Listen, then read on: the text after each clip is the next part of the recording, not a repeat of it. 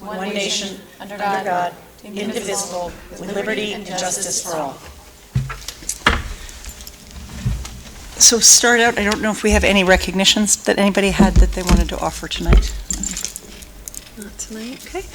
If not, we do have an opportunity for public comment. I do not see any public here, however. So with that, we can move right into reports. And I don't know, I know that Ms. Barath had planned to give an update on the Budget Advisory Committee, but unfortunately she's not able to be here. I don't know if you wanted to add anything in that. So Mrs. Rothermick and I attend that with Mrs. Barath, and we are still plugging along. So we have been meeting every Thursday afternoon. We meet with Mike Manning from Appropriations, Mr. Ted Stone from the Select Board, and Mr. Kamalo and Mr. O'Leary. So we're at it. Okay, good to hear. And then an item on the Elmwood SOI. Yes, so one of the things that I thought after putting this together is that, after putting the agenda together, is that it might make sense to talk about the Elmwood SOI and the community engagement and group sort of all in one presentation. So that's what I have prepared for tonight. Right. Actually, what Mrs. Rothermick and I have prepared for tonight. So what you're going to see are some of the highlights from the capacity study, and I think that there may be people in the community who are still sort of wondering about what does that capacity study mean, and where are we headed? So I'm hoping that this will walk us through all of that, and at the end, if the committee, or even at any time, if the committee members have questions, you should feel free to interrupt us. So in this presentation, what are we going to find? We're going to be looking at what we have for existing space versus what the Massachusetts School Building Authority offers us for guidelines. We are going to go back to those sort of colored space legends that we had that are based entirely on MSBA guidelines, nothing else but MSBA guidelines.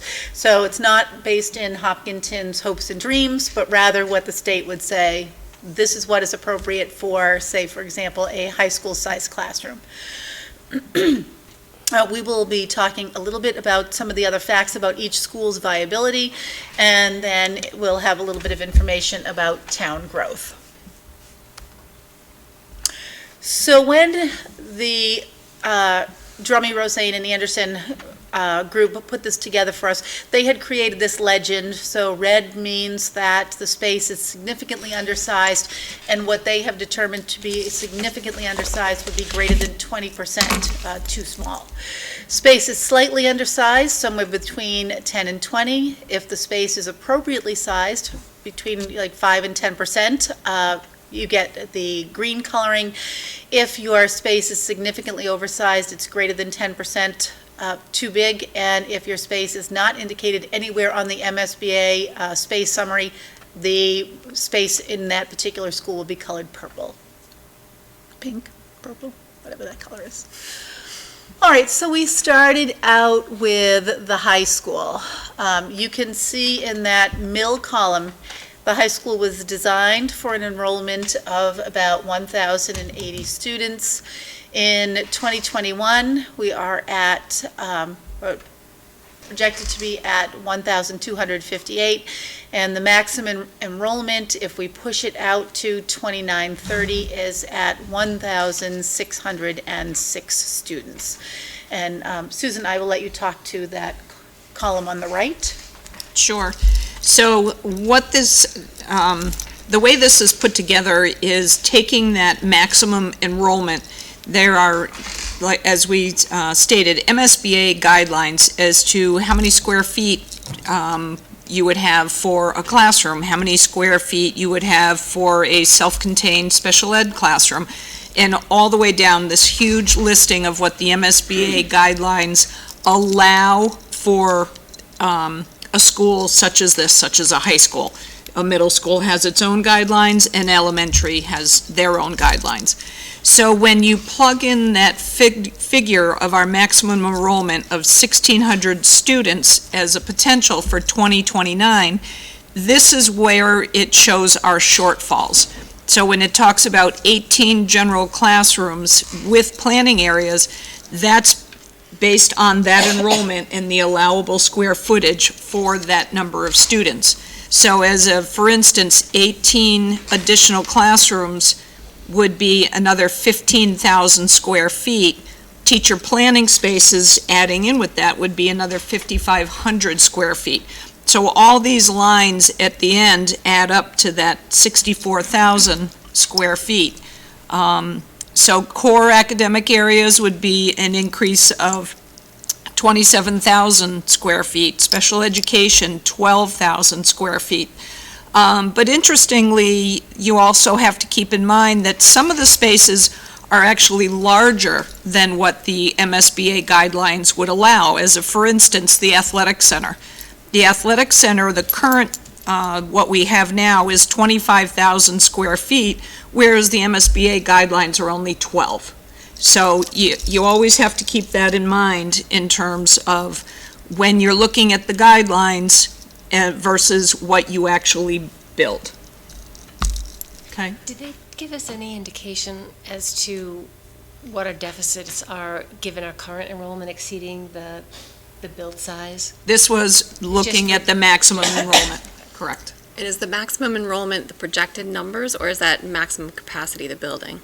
Projected numbers. Projected numbers, okay. Right, okay. so if you look at design enrollment, that is what this building is built for. Okay. So the design enrollment is 1,080 students. What we currently have is 1,200.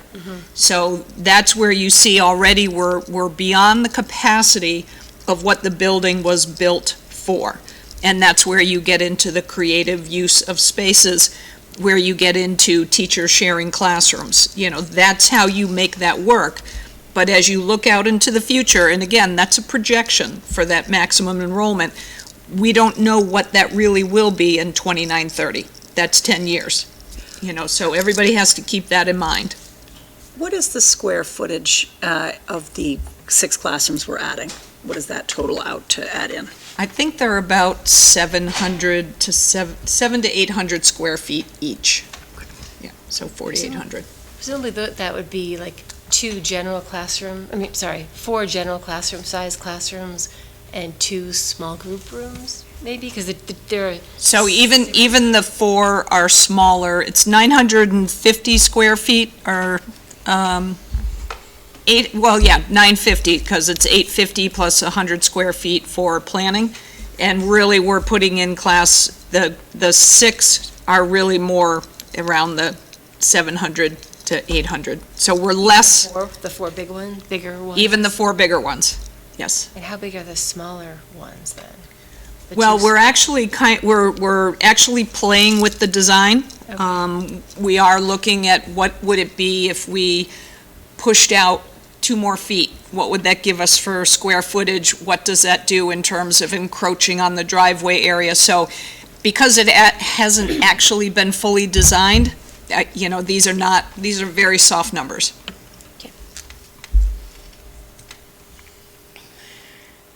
And so in this diagram, you can see all of the colored boxes for the high school. So the green classrooms would be appropriately sized classrooms. If it's yellow, it's a little bit small. If it's red, it's very small.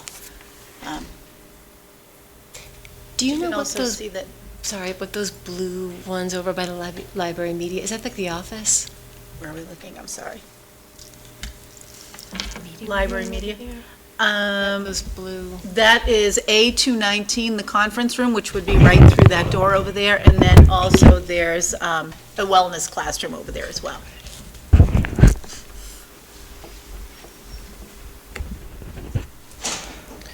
so this, You mean right here? yeah. Yes, yep.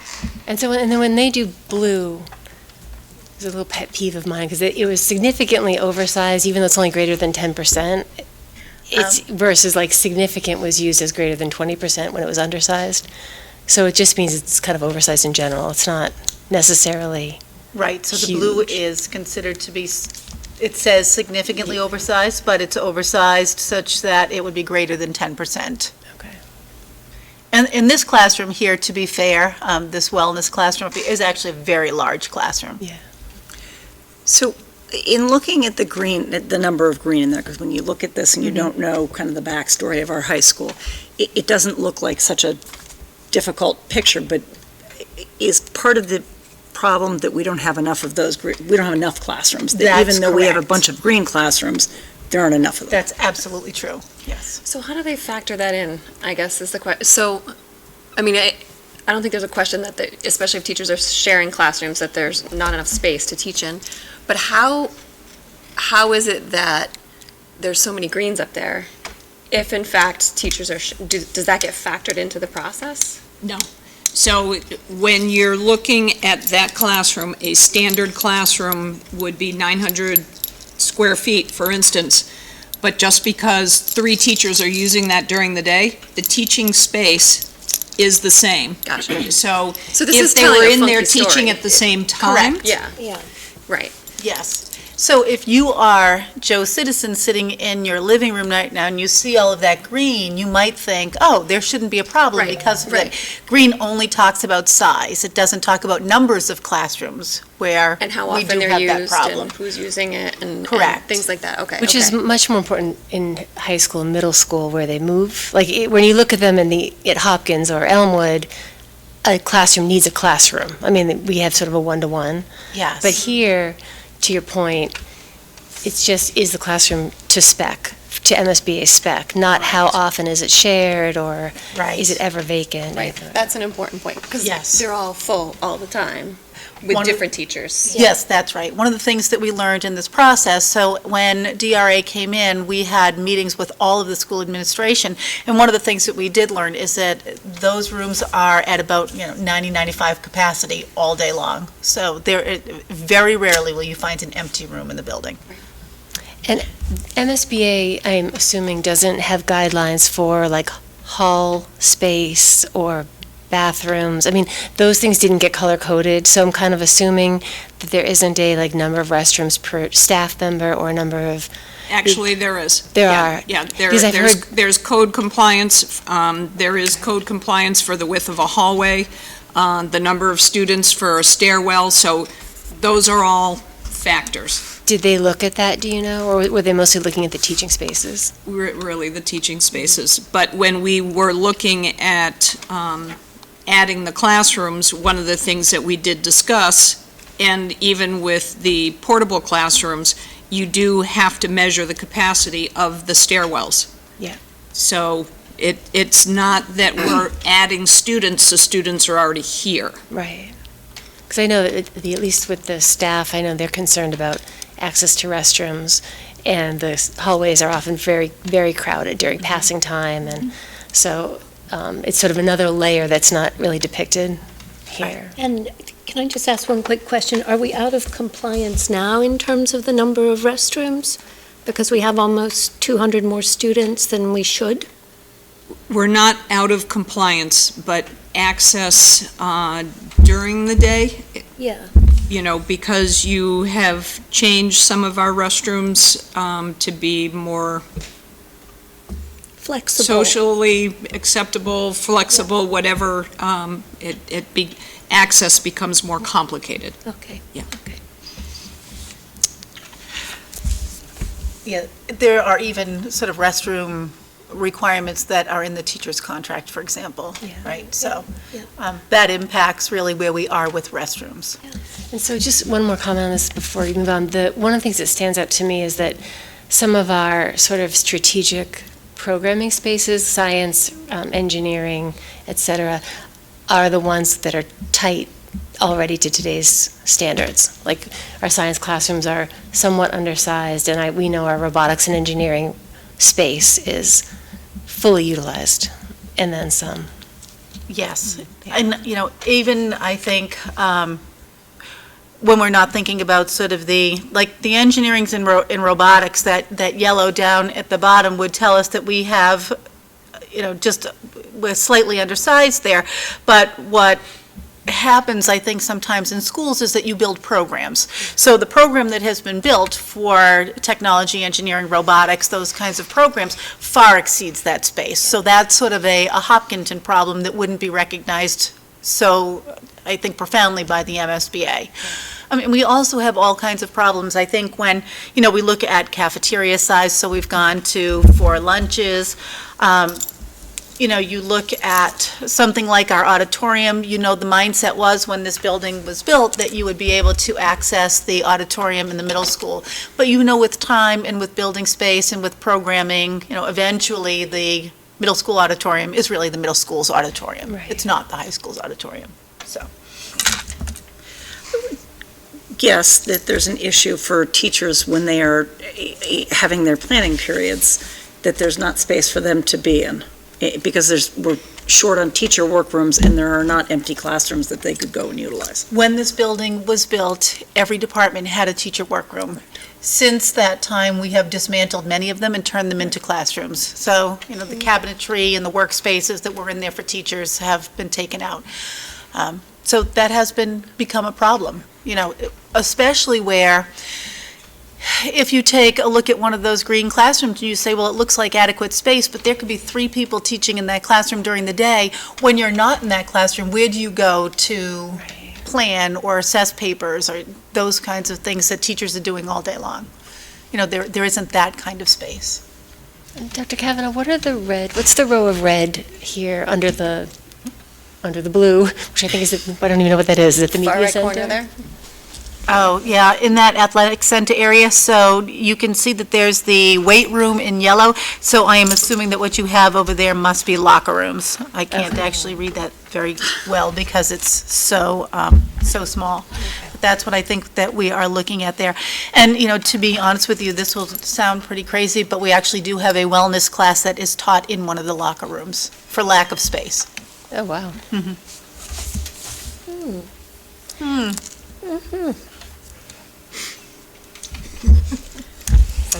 Keep going. Yes, I was going to say, Mrs. Parson has witnessed that. So just a little bit of additional Hopkinton High School information. This school officially opened in the fall of 2001.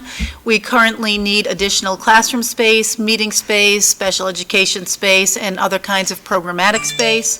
Many of the areas, as we've already stated, are just too small for the programs we would like to be able to offer. We are adding 6 classrooms. The overall condition of the building is excellent. I mean, it's in very good shape. And then another concern that we have about this building is parking.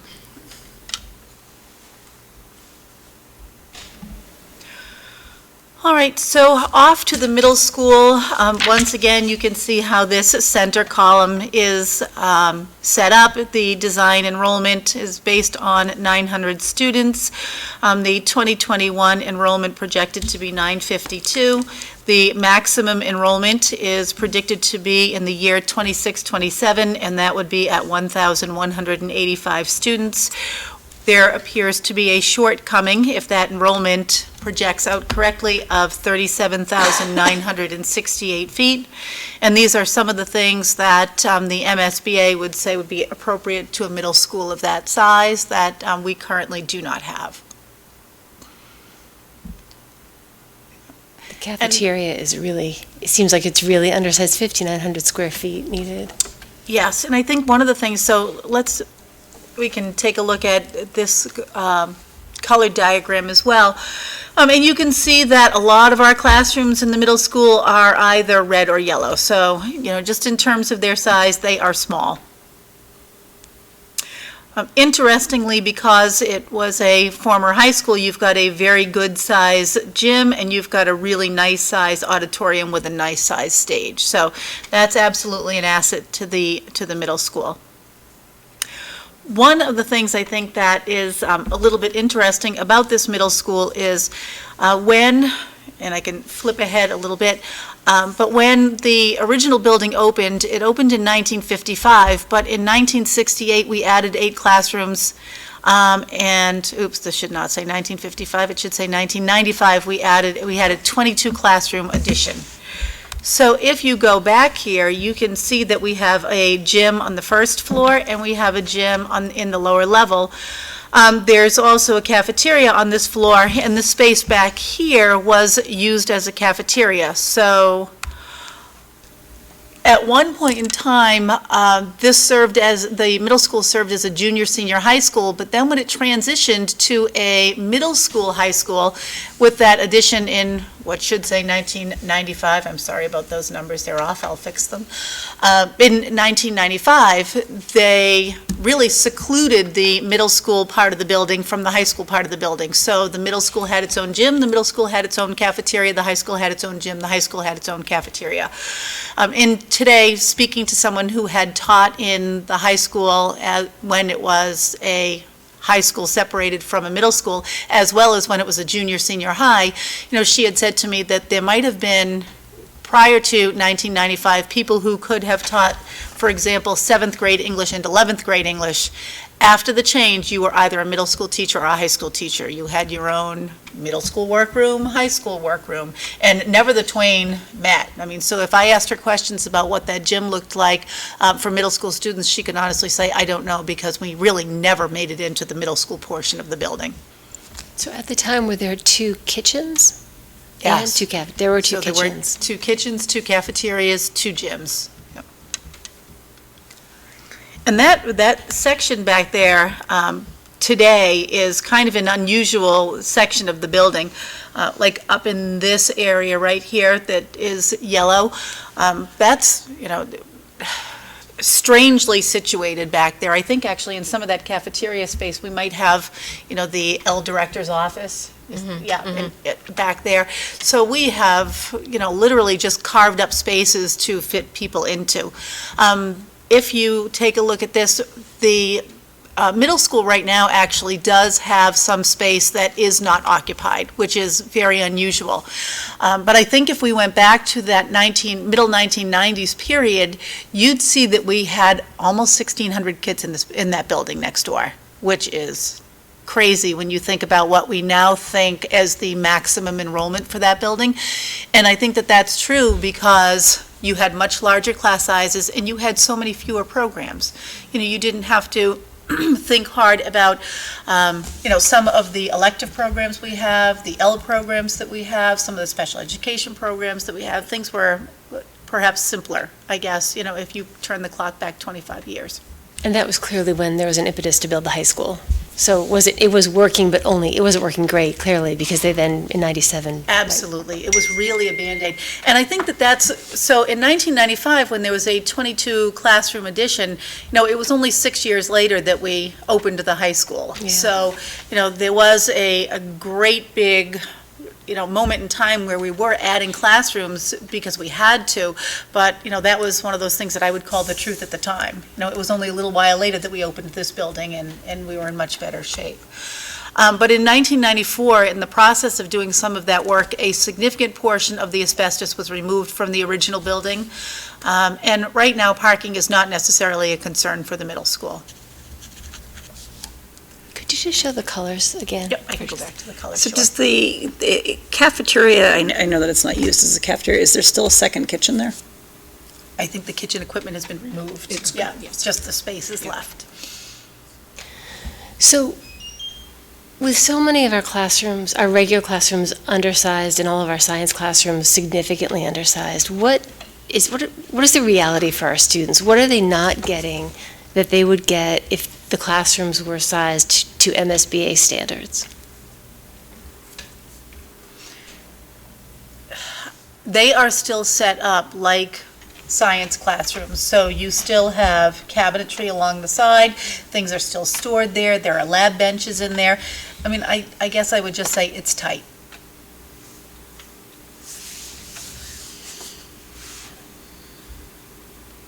I mean, we have the same, I think, well, I'd like to think we have better, middle school science curriculum than many other middle schools, regardless of the size of the classroom. But as you start cramming more bodies and kids are doing hands-on experiments and you're working with equipment and things like that, it at a certain point it could impede your class size. Yes. Because you can't overload a class like that. You could more easily do it in English class. They're more likely to be sitting at a desk without hazardous materials. Yeah. In a science lab, they really need a certain amount of space to be able to function effectively and safely. And I know they tend to be capped to accommodate lab teams, so 6 people or 4 people, whatever their lab sizes are. So again, this is showing the size of the space per spec to the MSBA, not do we have enough rotations of science, like enough space to rotate our science classrooms through so that we can keep our class sizes at the point where we can have effective labs. You know what I mean?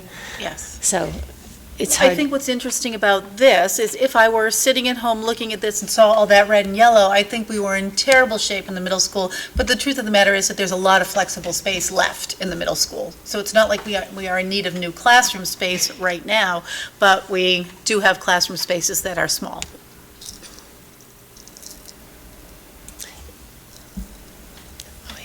Oh, wait. All right, so now we are off to Hopkins. The design enrollment there is for 560 students. The projection for next year is 637. Maximum enrollment seems to come in the 29-30 year with 749 students. And again, on the right-hand side, you can see the facility needs at maximum enrollment. What would we like to have that we do not have? And again, you can see that the cafeteria size is small, the kitchen size is small. Those miscellaneous administration and custodial areas,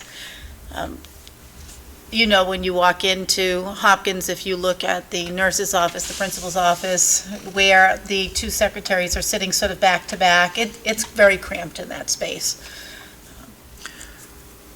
And Hopkins peaks in 29-30, according to the current projections, which are projections. But Projections. I think that it is nearly the same number in like 24-25. I think it's like 745 is projected in 24 and 749 in 29-30. So we're effectively peaking twice. Mm-hmm. So the peak is, I think the peak for here is going to hit us sooner than the 29-30 if the projections hold. Yes. Yeah. Agreed.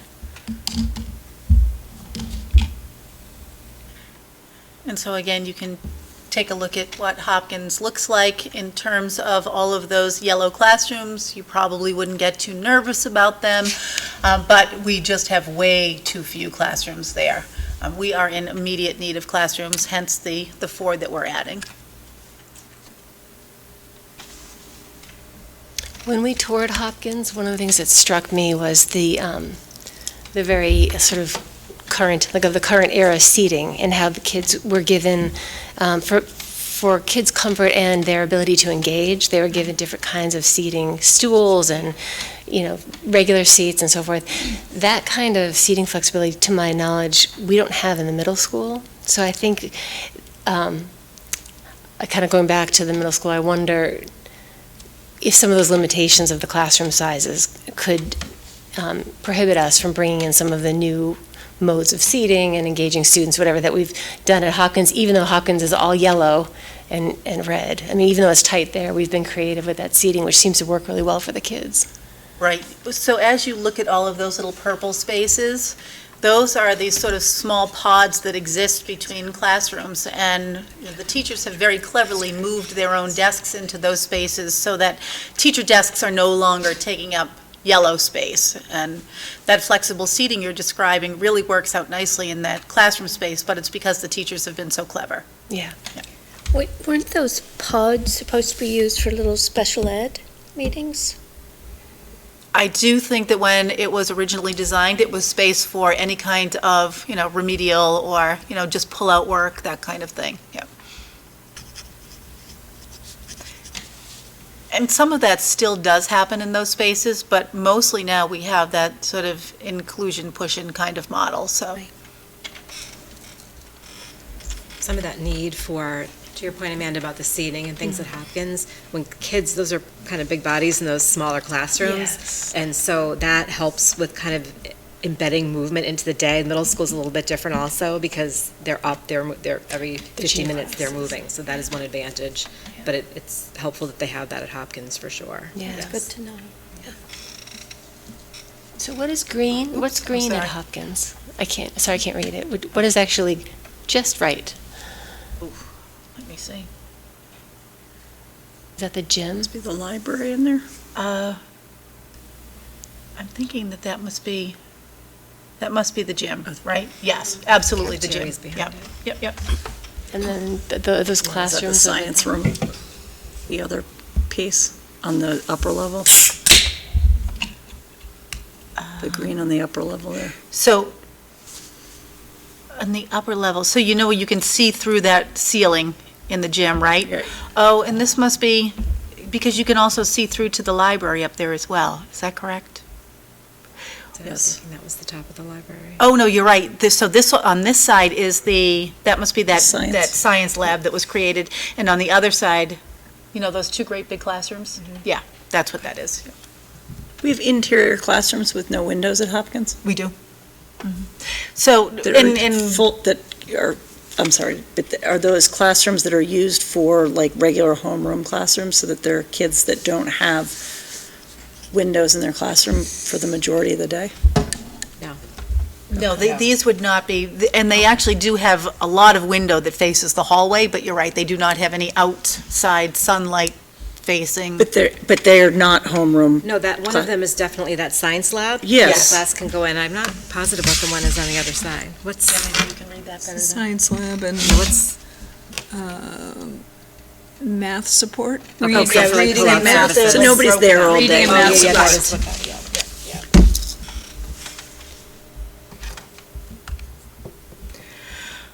All right, so Hopkins opened in '97. I would say the overall condition of the building is excellent. Parent parking is a terrible concern. If you go to something at Hopkins during the day, I'll just say good luck. It's terrible. It really is. The loop road is in poor condition. One of the concerns that I have about students at Hopkins is that, you know, if you have kids who are walkers and you also have student drivers from the high school sharing that loop road, that's not a good situation. And Hopkins, as we've said, currently needs additional classroom space, meeting space, and special education spaces. Now, the temporary classrooms that we're putting on, are they sized near the MSBA classroom size? Okay, so by adding 4 of those, I forget how many it said on the chart, we were short, but that would at least temporarily ease that by 4 legitimate classrooms. Yes, Right so when size. you look at this and it says 9 general classrooms, that would be at maximum enrollment. So for next year, with the 4 additional classrooms, if we add 2 fourth grade and 2 fifth grade classrooms, we should be okay for next year. Yeah. But again, you know, every time we talk about these classrooms, it is not a long-term fix, it's definitely a temporary fix. Yeah. Okay. All right, we are off to Elmwood. Design enrollment, 520. Projected enrollment for 2021 is 605. Maximum enrollment should come in 27-28 with 682 students. And you can take a look over on the right-hand side. At maximum enrollment, it's projected that we would need 7 more general classrooms, some self-contained special education classrooms, a couple of resource rooms, and I'm going to show you some pictures now that I've been putting together just because of the Elmwood SOI. There is, you know, a media center's library in there. That space, I believe, used to be a gym before they did a renovation to Elmwood. The cafeteria is small, and that stage is virtually pretty useless in there. The kitchen size is small, and, you know, obviously the administrative areas in that building are terrible right now. Currently, what they've really done to create those kinds of spaces is just chop up classrooms. So Mrs. Carver and Mr. Deeman are actually sharing a very long, thin office. 2 desks, 1 table, Yeah. cohabitation. So just to comment again on the maximum enrollment, I think with the projections, in 21-22, we're projected to be at 680, and in 27-28, 682. So effectively, we're hitting the peak in 2 years. Yes, Like, we I mean, are. this looks like we have time, but in 2 years, we will be already needing 18,883 square feet. That is absolutely true. And then it Yes. kind of dips until we get back to that 682 later. All right, so you can take a look at how the Elmwood classrooms look, and all of that green, again, would give you a very false sense of security.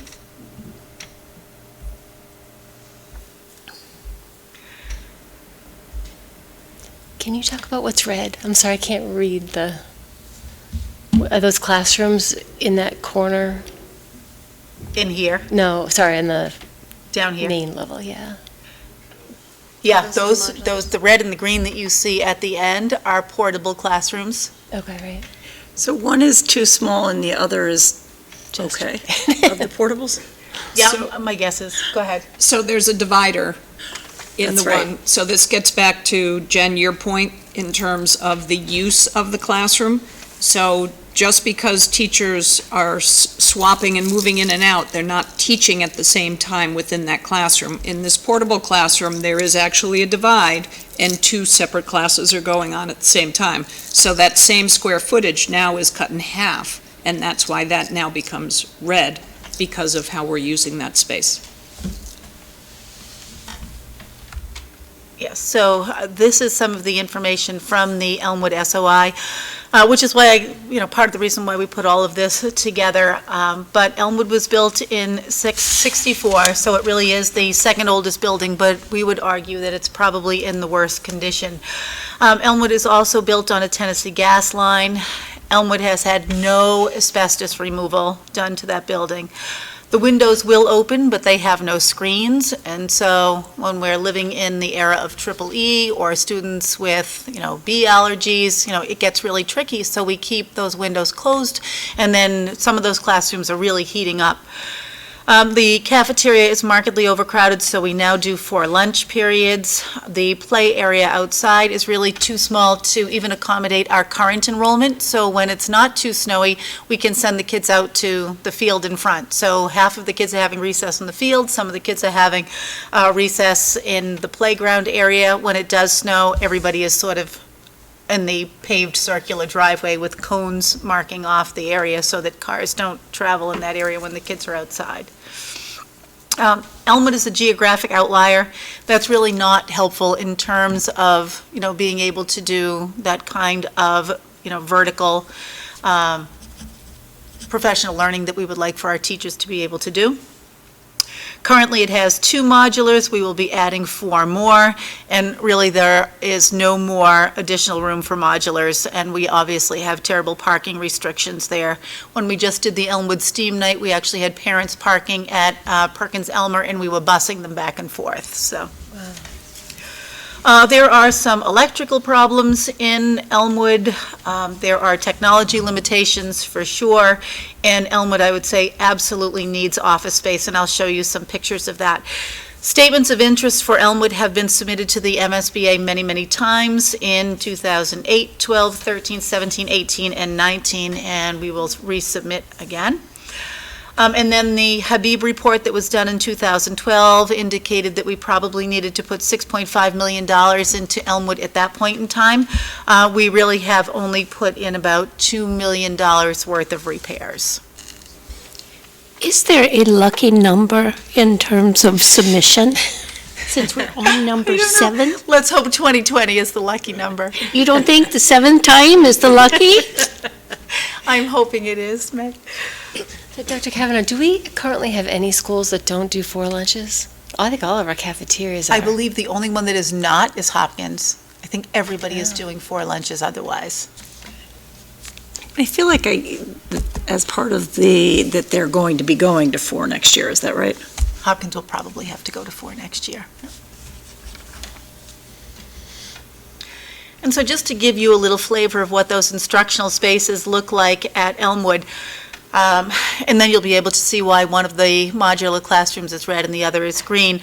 So this is space where kids are actually taught. You can see that it's at the very top of a flight of stairs, right next to a recycling bin.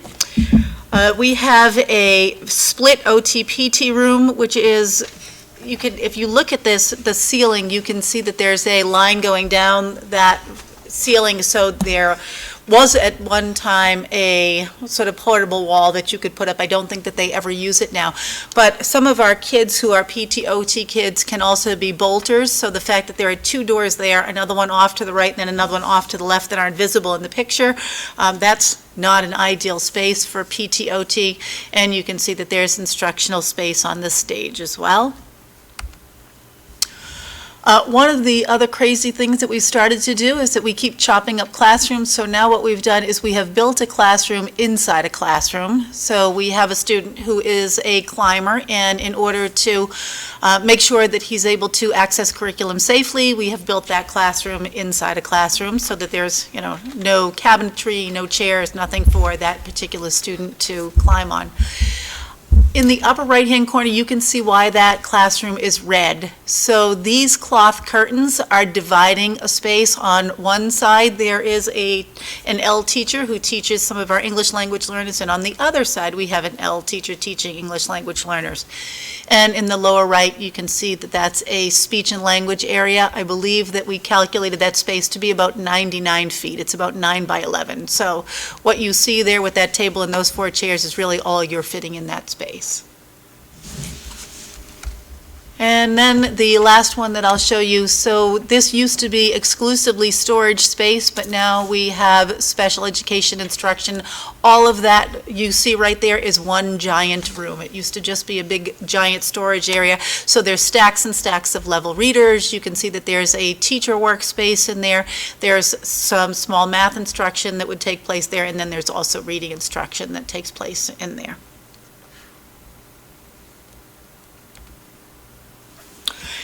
There are heating and cooling problems in Elmwood. I've talked a little bit about the windows. I went to take these pictures only about 2 weeks ago, and when I went in, you could see that the window was left open in that particular classroom. It was open because of the overheating in that room.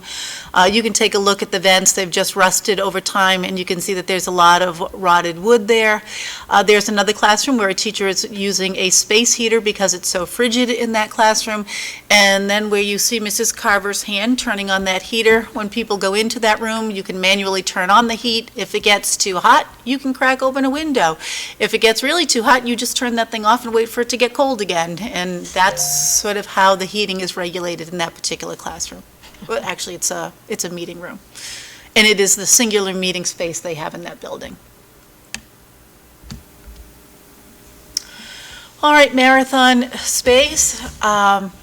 This is perhaps the saddest of all the slides. The design enrollment was for 600 students. Next year, we are projected to be at 659. Maximum enrollment comes in 25-26. And that's at 682, so you can see that we are already short space in that building that opened less than 2 years ago. Next year, we'll be taking students out of the art room and out of the wellness room and converting those to classrooms.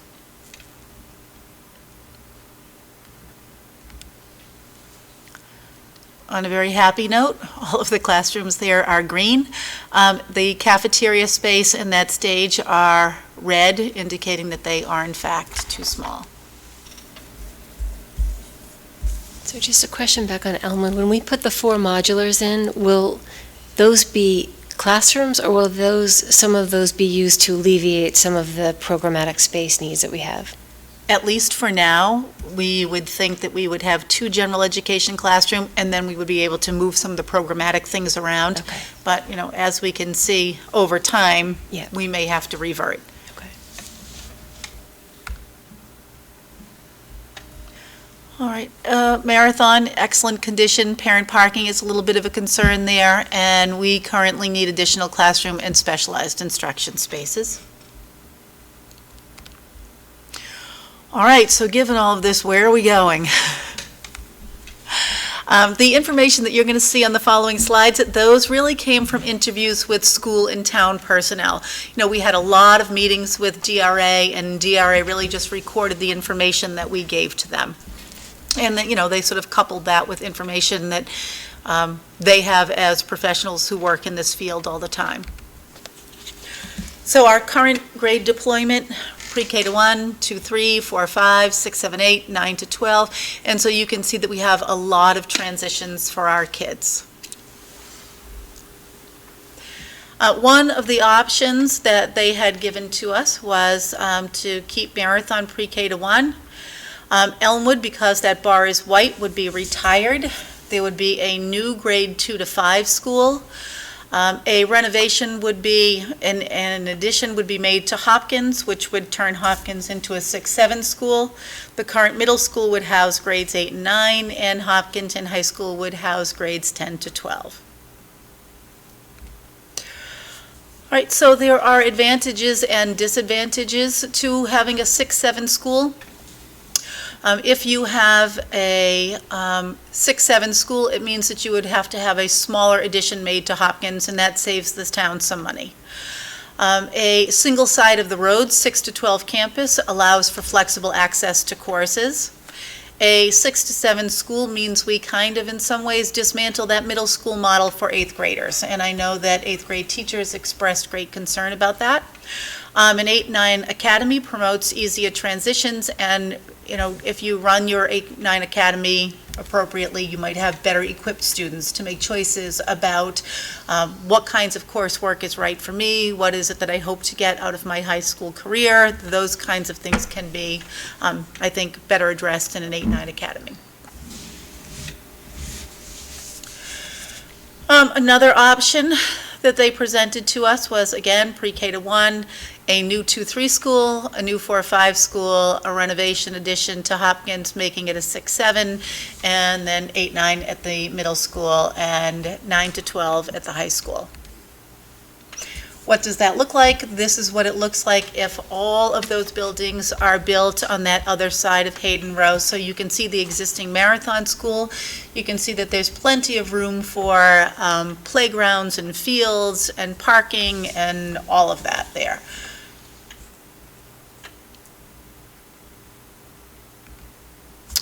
Here's what it looks like if you have, if you take the existing Hopkins School. Is that where we are here?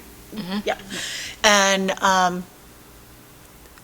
one of the things that you'd have to do if you were, doing something with the existing Hopkins School, you can see that there is additional space in here, and I'm not sure how well you can see that or not. But if you are going to keep the Hopkins School, you would have to add space for offices, add spaces for storage. And when you took your cafeteria, if you eliminated the stage in that cafeteria, you'd be able to increase your cooking area and increase your seating area for kids. The other piece that they're talking about, they discuss things like putting a black box theater in there, creating more classroom space all around the, I think that the classroom space would go all around that outside. So there's really a whole lot that you could be able to do to the Hopkins School, and that would be a lot you could do to that Hopkins School with not a whole lot of money being added to it. Sorry, I think I'm disoriented. This over here is the office space side, and this is the classroom side. Sorry about that. Could I just ask, did they look at the wetland conditions around that property to be sure that that could be added there? I think that is one of the things that they had looked at there, and another thing that they had talked about was, so if in the event, so look at all the additional parking you get here as well, but if in the event you wanted to turn this thing into a full-on middle school, you could move that thing out in this direction here, and you could do that because the fields that are currently here at Hopkins, you wouldn't need any longer for a middle school. So, thinking back to the color-coded chart that showed that the classrooms at Hopkins for 4-5 are already undersized, how would we use this space in a way that would be good for bigger kids and not be undersized? You know what I mean? Right. So you'd have to think hard about when you did these kinds of additions in here. Right, and then you could also wonder, you have all of those purple spaces, could those be taken away, and just take it, so you might gain, I don't know, another 100 feet, square feet, which may not get you actually to that classroom size you want. But these spaces out here could be science classrooms, is what we had talked about, just because those require more square footage than sort of a typical classroom would. Do you know or have it available at your fingertips the difference between a typical size at our middle school versus our Hopkins School? Do you have that? What the classroom size would Yeah, be? like a typical Yes. classroom size from one to the other. So a middle school classroom would be 950 square feet. Same, 950. Okay. So if you think about how much yellow is in our current middle school and how much yellow is in our current Hopkins, it's sort of the same So problem in two different the- places.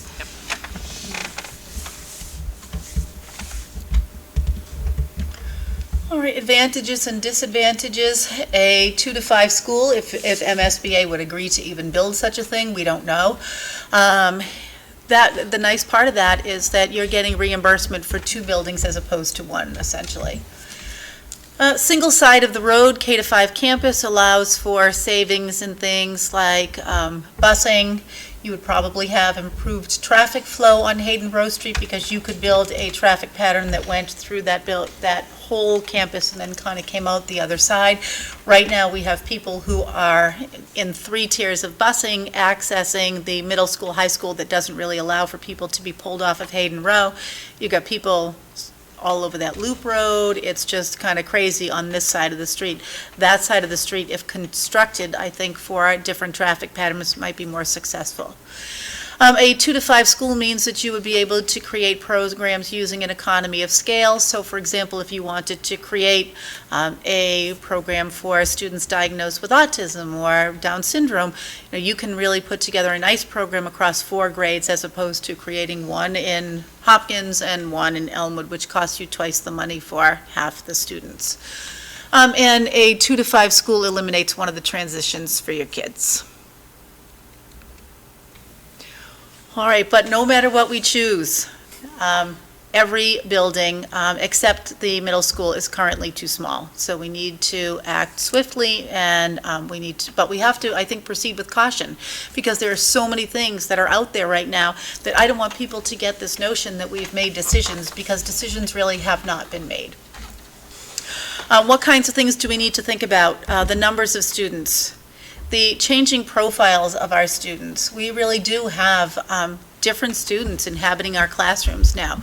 I know that we just had presentations on CVTE, Career Vocational Technical Education, and we do have some of our kids who really could benefit from certificate programs, from taking college-level courses while still in high school. And those are things that we can do to ensure that our kids get prepared for the workforce and make it to graduation for a lot of our kids who may not be looking for a 4-year college experience right out of high school. We have to look at our physical plant quality, and we have to look at the physical plant size. We have to think about all of the programmatic demands. What is teaching and learning going to look like when we get to 2030? And none of us has that answer right now. But if we had asked this question 10 years ago, no one in this town would have dreamt that we would have the robotics and engineering program that we do today. I mean, we've sort of built this empire, and we don't have the space for the empire. We have to think about transportation, traffic, and parking. We need to think about staffing to meet 21st century needs, and if we're going to be increasing all of these spaces, we need to have teachers to put in those spaces. And then, of course, we have to think about the town's finances. Right? I mean, can the town sustain if you're going to build a $90 million 2 to 5 school and you're expecting somewhere around 30-35% reimbursement, can we afford that? Can we afford to put an addition on to the Hopkins School, and would that be MSBA supported, or would that only be community supported? What would it look like if you connected the high school to the middle school? If you moved people out of the central office and into one of the buildings? So all of these are those kind of questions that keep swirling. All right, and should we be worried about increased enrollment? I'm going to say again, yes, we need to be really worried about increased enrollment. When we did the capacity study, and I may be incorrect about this, but the town has shared with me this information. What they're sharing with me are all of the building permits that are granted, and then when occupancy permits are granted. So if you take a look at something like Saddle Hill, I don't think that that's in the capacity study. So you can see that Building permits were issued in November of 18, January of 19, January of 20, January of 20, April of 19, February of 19, April of 18, and June of 18. And you can see that some of those occupancy permits have, already been granted, and those properties have sold to the tune of 1.6 million, 1.3 million, 1.1 million, 1.1 million. So people are paying a lot for those houses. They must be very large houses with lots of bedrooms in them, which may or may not mean that there are lots of children living in them. But you can also see that some of those properties have not yet closed. And I put this slide up there because my question then to the community becomes, how many of these kinds of houses can pop up around the community? We might say, there's no more room to build in Hopkinton, but, as Tim O'Leary, the town CFO, will remind me, in Boston in 1820, people thought, well, we're built out. But quite clearly, they were not, and I don't believe that Hopkinton is either. So here's one that was shared with Dr. Wagman as part of the study, and I think that happened because it's part of, a small development. And again, you can see when building permits were issued and when occupancy permits have or have not yet been issued for those. So as we take a look at developable land, and this really came right from the town's growth study committee. This is not Carol Kavanaugh's work, it's theirs. So I want to give credit to the source. But taking a look at that, we have 100-acre parcels and above. There are 4 of those: the Laborers Training Site, Hopkinton Country Club, the YMCA property, and then there is 1 additional private parcel. Parcels that are 50 to 100 acres, there's Liberty Mutual plus 4 additional private parcels. So consider what happens when those 4 additional private parcels might be sold, for example. It's an awful lot of land in Hopkinton. And then there are 9 parcels that are under 50 acres. So that's a lot of open land, still developable. This is again from the town's growth study committee. If you take a look at Hopkinton, 23% of the population is school-age children. You take a look at neighboring communities, they don't have that same percentage. People are very eager to move to Hopkinton for the public schools. We've been watching the kindergarten enrollments, and as the enrollments are starting to come in, one of the questions that we ask is, do you have a sibling in the school? And so a lot of those people who are enrolling their children are saying, no, they do not, which probably means that there are younger children that we don't even know about inhabiting those homes that will be coming into our public schools. And many of those homes that we are looking at are not new construction, but many of them are resale. Once again, I'm just illustrating the projected enrollment numbers. By the time we get to 2930, you can see that the enrollment numbers are just under 5,000. And given all the data that we have, I don't think we should be so naive to think that we might not get there. We very well could get there, given the amount of open land we have, the number of building permits being issued, the number of kids who are enrolling today in our public schools. And again, I'll say it, I always do, as Dr. Wagman would say, this is like catching smoke. You will never know if those numbers are real until they become lived years. What now? So the schools are seeking an article for the annual town meeting warrant. Instead of looking at a $700,000 feasibility study for a 2-3 school or a 2-5 school. At this point, I really think that it's prudent that we engage the community in conversations about the future of the Hopkinton Public Schools. I think because so many of us are so passionate about what we would like to see there, that I would like for this group tonight to approve a $60,000 sum of money to have that run by a private vendor. And obviously that would have to go out to bid, but I really feel like it would be smarter for us to just have somebody who's perfectly objective kind of running that and engaging with the community. Which gets us to that old business item on the agenda. Question, sorry. You said that the vendor is objective, but the vendor has been paid by us in the past to construct in Hopkinton and would be paid in the future to build here too, right? DRA? If DRA were in fact the successful candidate, yes, they were the people who did marathon school for us, and they are the people who are currently doing the 6 additional classrooms at the high school. Okay, and they will just help us because we've invested so much in their company? We have to pay them $60,000 instead of, say, me, $3,000? So not gonna we don't work know, for free. but we don't know if That's it not for working sure for it would be three. I don't DRA, think correct? 3,000 is Yeah, free. But I could you think say your 3,000 is a good company, amount. you paid me last year, and now you don't have to pay me this year because I did a lot of work for you last year, or you did a lot of work for me last year? I just feel like they're providing a service, they need to be paid for it. They're but- providing a service, but I just wonder, are they truly objective if we have hired them before That's a and fair paid them, and they've given us plots for grand buildings in the future, when I've not yet heard a conversation, which I hope will come about existing structures in Hopkinton that could be used as schools. All these buildings on South Street that I drive past every day. Why can't we open up a Montessori and shift 120 students off to that? We did this wonderful diversity training, the school committee with some other people from the town, and we talked there a lot about this idea of monoculture. And my concern, and it may not be shared by anyone else, is that what we're doing is we are increasing the sense of one culture in the school, instead of attempting to perhaps build or renovate a building so we can have a different pedagogical approach. And what you do is you take people out of the crowded schools, and they might want a different pedagogical approach. Again, I'm not saying that this is the grand plan, but I feel like, we've paid DRA enough to think about the buildings that are already in this town and how we might use them, instead of building new. Well, one of the things, just to clarify, you could never go back to center because one of the things that MSBA tells us is that if you close a school, you're not going to reopen it as a school. There have been times when MSBA will let people slip back into them as sort of temporary housing while you're building something else, but I'm not discounting any of what you said. I just want to be clear with people about center, because I know there's a question out there that says, how come we can't just renovate center and move everybody right back in?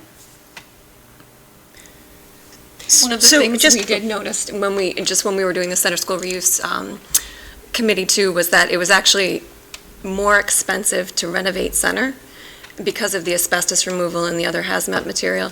The cost would be almost the same as building a new school. So, yeah, you can't, for a lot of reasons, center's off the table, yeah. Just for clarification, because I hear two different things.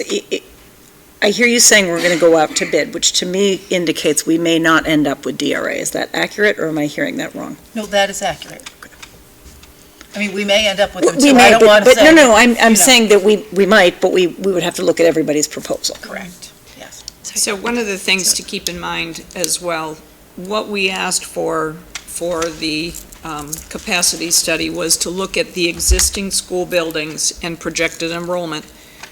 This next step would be having those conversations with the community to get ideas such as yours, Meg, and really hear what the other ideas that community, and what is the community looking for?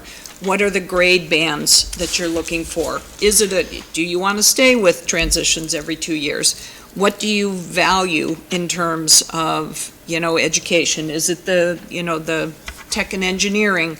Those different things, because that's where a lot of the decisions will come. But these will be all options that the community will put forward. It'll be, put them on a board, and they'll all get sorted through. But we haven't asked for that. We haven't procured that yet. So that's kind of that next step. This is looking at our existing buildings and what are our advantages and disadvantages based on potential enrollment. But now it becomes, what does a community of Hopkinton want from their schools? Yes, totally agree. I think it's great we're opening it up to the community. I'm just still not clear why it costs $60,000 to engage a quote-unquote selected vendor to help us have a conversation that we are perfectly capable of having. Can I just ask what the cost of the capacity study was when we're all said and done? I think it was The in. capacity study was $38,000. Okay. I think too, to your point, Meg, one of the things that, it's come in front of the board twice now is the idea of having a community engagement group where it was originally presented under a different name. I don't remember what the name was the first time, but whatever it was. Criteria Working Group. Thank you, Criteria Working Group. So the idea was to do it in-house, but the sort of feedback, that the murmurings were that the schools are going to slant things in the direction they want things to be slanted. And so if we brought in an independent group who would be running this, and for sure the schools would be a part of it, but it wouldn't just be us steering it. It would be them steering it and making sure they pull in as many voices as want to be heard or who are willing to be heard. So it wouldn't be, in theory, biased in the town's favor. It would be an independent, sort of unbiased view of what's going on. And I hear you there, but I'm not sure that someone whose business is in designing and constructing schools can be unbiased. I'm not sure why we don't have a mediator of some sort come in and facilitate these conversations like that wonderful facilitator of the diversity training, Rick. You know, why can't we have someone like him help us? Why do we have to pay someone $60,000 to prove to the town that it's not slanted towards the schools when DRA has been hired by us before to do building, or another vendor? And I think there's a very limited number of such vendors. And I think As it's far as I important, can discern. the vendor would have to be someone who knows about building a school, though. So we couldn't have someone, a mediator who is not familiar with school construction, come in, because they wouldn't know what can and can't be done, just within the constraints of even just, codes and, all that stuff. They wouldn't have that expertise necessarily. So you kind of need somebody who could say, yeah, except for that's not going to fit in that space, or whatever because I have no expertise in this, so yeah, I'm just going to stop talking about that right now, but I think you need that person. I hear you, and I disagree respectfully, because I think that we can have very good conversations in this town without paying someone $60,000. And at a later point, if we need to do that, we can do that. But the initial conversations with the town should take place with the town, and not through this medium of hiring someone. I guess I would just worry about things like, so if you take a look at the transportation, traffic, parking, Hopkinton is a community full of very smart people, but, at the end of the day, would we be absolutely sure that we had a traffic engineer in our group? Would we have somebody who could, project the number of parking spaces you would need for a high school of 1,600 students and 130 faculty? You know what I mean? I think that there are just some of those things that are, I guess, such sort of very specialized skills that, you might really need to have somebody who is able to help us with those kinds of questions. I don't know. And I agree, we might, but we don't absolutely necessarily need that at this moment. We might in the future. That's my Well, thought. I think what we're really asking is, would you be willing to put that as an article on the town meeting warrant for May? And this is really our last chance to be able to do that. So if we decide tonight that we don't want to do that, then in the next entire fiscal year, that doesn't become a possibility for us. If we get to July 1st and we've decided that we don't feel like we need that service, you could always not use the money. Can I just ask, I think it would be helpful, what you envision the deliverables being? I mean, what are the work products of this committee? So, because for me, I think we're at a place where, again, Jen's been through this in detail with Marathon, so I might be speaking incorrectly, but I think we're in a place where we're kind of at 50,000 feet. We're looking at 5 schools we just analyzed. Every one of them has a space issue. We're looking at projections. I spent a lot of time playing around with projections to something Mina had said a few meetings ago about, well, what if it's plus or minus 10%? Frankly, I think if it's plus or minus 10%, we're still equally in the same problem. Like there was nothing that I saw in playing around with the numbers that would tell me that these are not reasonable projections to work with today. We have to adjust as we go. But the questions for me are no argument that we need to do something with Elmwood, we need to do something with Marathon, we need, every school we saw has significant issues. But I guess my question is, what do we do? When do we do it? How much debt can the town actually take on in the next 10 years? Like, what is our budget? I think we can kind of project out what the town could actually take on as more debt and keep our bond ratings. And I think there's some big factors that will kind of dictate a pacing and a set of projects. And then once we figure that out, Project A then needs the engineers, and then we go deep. Then we do the feasibility study, and then we kind of get into the how do we do Project A. You know what I mean? So, and then as we kind of move through the 10 years, say Project A is the 2 to 5 school. As we see what reality is on our enrollment projections, we may realize, whoa, we way overestimated, and things aren't panning out, and we really don't need quite as much capacity in the middle school or the high school that we thought. So we may then adjust our plans for Hopkins, but we start somewhere with that look of how we're going to address the 10-year projections and the 5 schools that are undersized. I think we need that 50,000-foot view with some starting point of pacing. And I don't know, I like the idea of using a third party. I definitely like the idea of putting it out to bid. Because for me, I have some concerns that I share with Meg, I think, but I think there are probably some other firms out there that haven't been as close to us, might be a little more objective at this stage, that aren't quite as in the weeds with us, but I'd be curious about what are we going to put in the RFP that we want to come out of this work. I want to be sure that we get what we need. For $60,000, because that's, more than the cost of our website, and that's still a keen budget issue for me, how we skimped and saved on that because we had to. But, it's important work, and I think our 10 years are really going to hinge on a good starting point of a plan, and I think we can get that with this project, but I want to make sure we get the RFP right. So I don't know if we can authorize it, but put sort of checkpoints in the project, like with the website subcommittee, we came back and talked about our vendors and which one we're going to pick, and we brought it back to the school committee to say, this is who we're picking, do you agree with that? So if we maybe identify certain checkpoints where the board can kind of do a go, no-go with what our plans are, maybe that would provide more comfort for us. And definitely clarity on what we need to get out of it so that we can actually know how to proceed.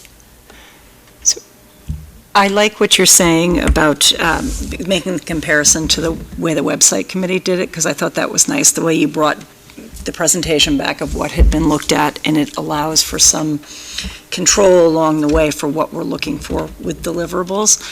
I like the idea of bringing in an outside vendor, because I think we're at a point, we're really at a crossroads here as a town, and we want to make sure not only that we have the town and the community with us and hear their voices and kind of hear what the community is interested in supporting, so that as a committee, we don't go this way and find out after we put the whole thing together, the community is not there. Right. But I like the idea of a vendor, because I think that keeps us in the realm of reality, of us not kind of going out there and building this great idea in our head that would never be able to be a reality. I feel like it also allows us to kind of bring the community along in that realm while still holding kind of our fiduciary responsibility to the town, because ultimately, if the town can't afford it, we've got to hold it back a little bit. That's right. And it is $60,000 for sure, as opposed to zero, which was originally the proposal, so that's fair. But I also think too, all we're voting on is putting it on the ballot, or on the warrant. So if the town hears about it and they all, the majority say this is crazy, why are we dropping $60,000 on this? Then we don't. Then we do it in-house.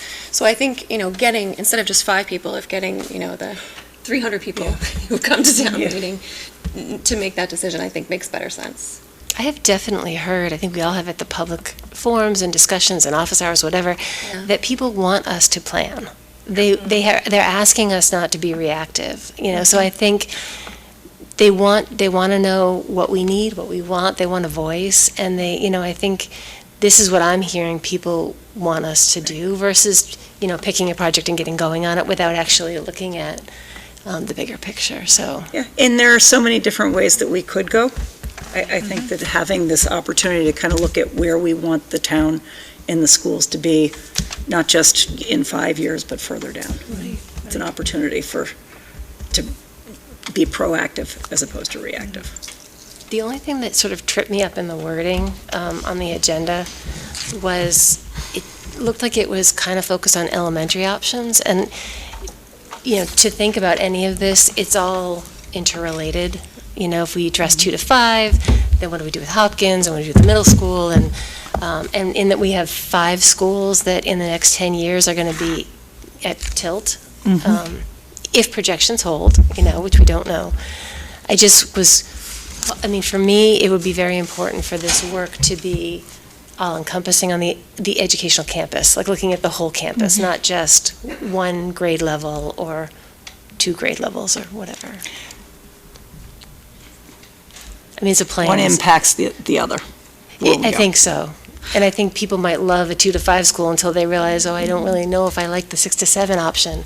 I think people should be able to think about it. We should present it with what we know to be the next set of considerations, so people can chew on all of it.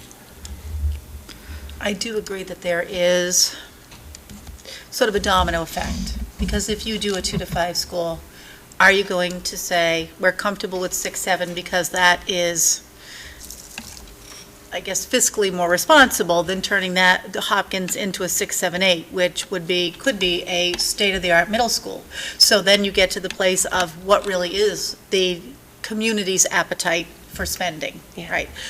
And then if you have an existing high school, middle school, what do you do with that middle school space that you're not using? Essentially, you could take that whole downstairs gym and turn it into robotics if you wanted, or the entire library in that middle school, turn it into robotics, if that's something the community values.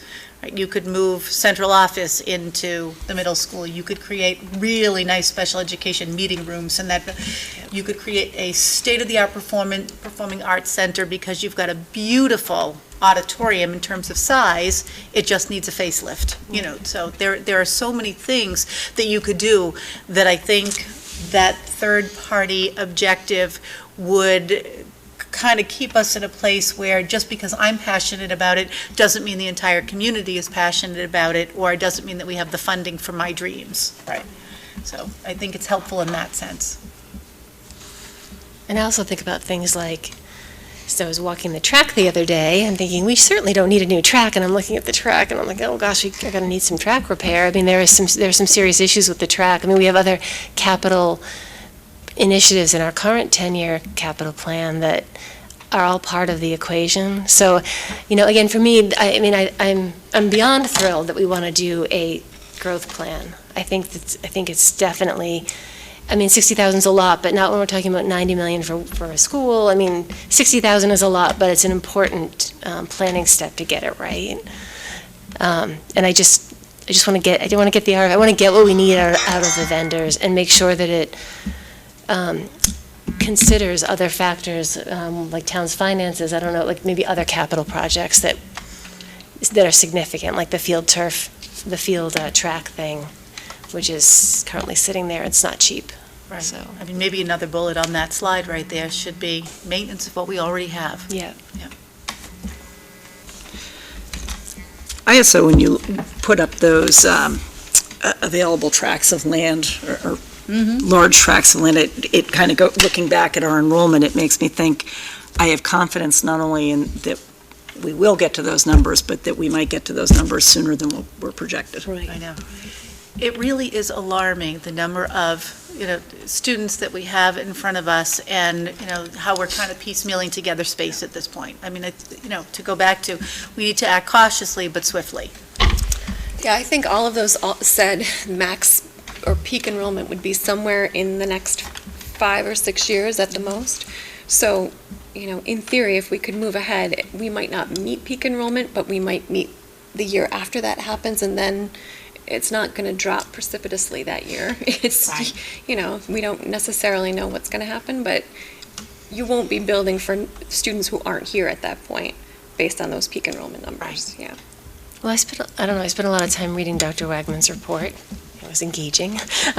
But one of the things that there were several things that caught my attention in some of the assumptions, and one of them was that I think we made the assumption that the majority of construction will be completed within 3 school years, and the children from this construction will be assimilated into the schools within this time period. To me, those are very, very, very conservative assumptions, because you could easily complete construction, sell to a young family that's still having kids, may have a baby, the kids may not actually enter the school district in that 3-year time frame. I mean, there are several assumptions, well documented, but they lead me to conclude that we may be very conservative in our projections, Yes. as scary as they look. That slide right there is a slide that for me is very telling, right? Yeah. The fact that you have all of those privately owned parcels of land that could be sold. And I've seen, just on the real estate listings in town, a couple of large tracts of land that are currently not only available, but for sale. Yikes. So do we want to look at kind of the motion here and see if we want to Modified. modify the motion? Yeah, that's what I was thinking. Yeah. Is it necessary we have the language for a vendor to lead the community?